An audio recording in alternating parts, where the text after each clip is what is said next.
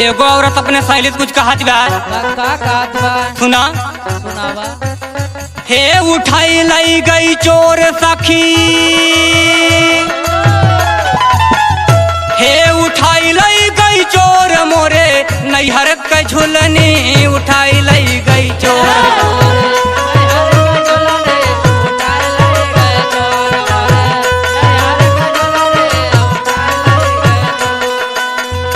हे उठाई लाई गई चोर सखी,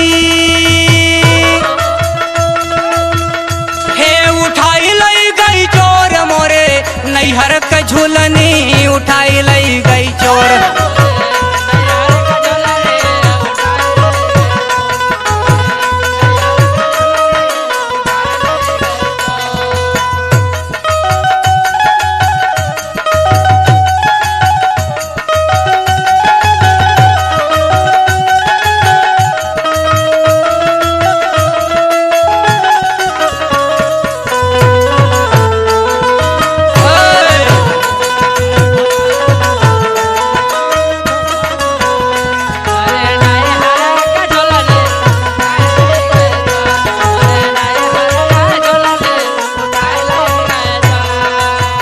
कि कैसे उठा लाई हो?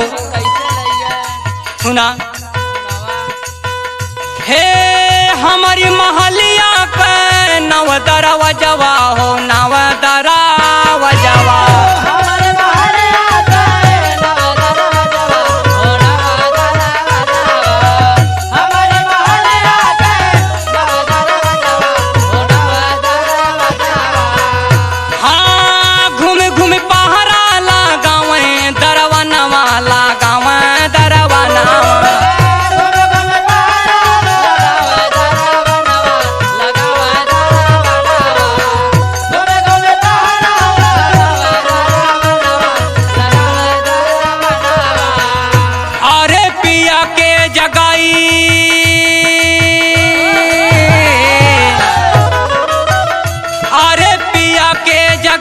सखी भैले जब भोर मोरे नैहर के झुलनी उठाई लाई गई।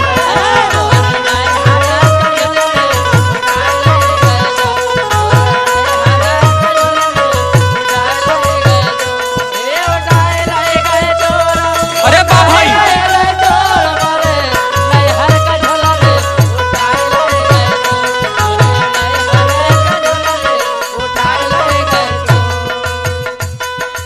और अगवा कैसे बाऊ? कैसे बा? हे इह मोर चोरावा नहीं हरावा से आई नहीं हरावा से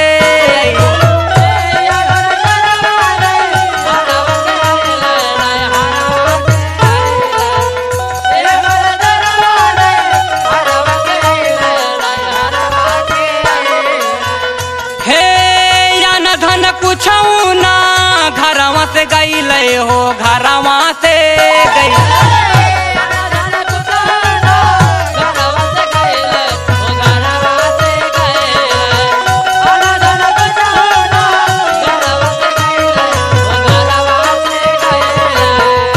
अरे सूतल सजनवा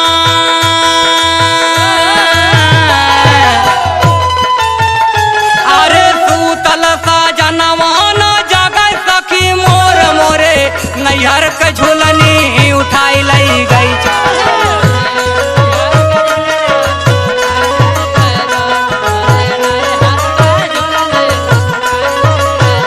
हे उठाई लाई गई चोर सखी, हे उठाई लाई गई चोर मोरे नैहर के झुलनी उठाई लाई गई चोर।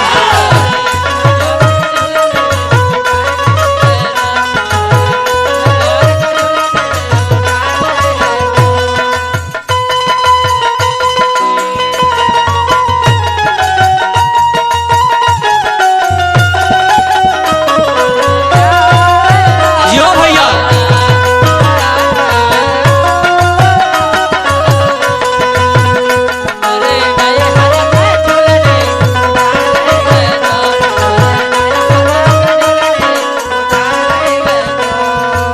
ये सखी अंतिम में सुना हो कैसे हो बहनी? हे छतिया के पीटी गगनवा हो रोवेलिया